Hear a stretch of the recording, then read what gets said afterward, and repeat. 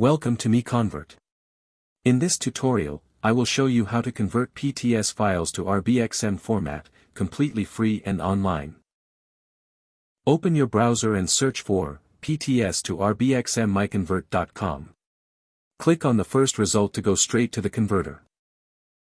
You are now on the PTS to RBXM converter page. The interface is clean and easy to use. Let's upload a file. Click the Choose File button. A file picker will open. Select the PTS file you want to convert, then click Open.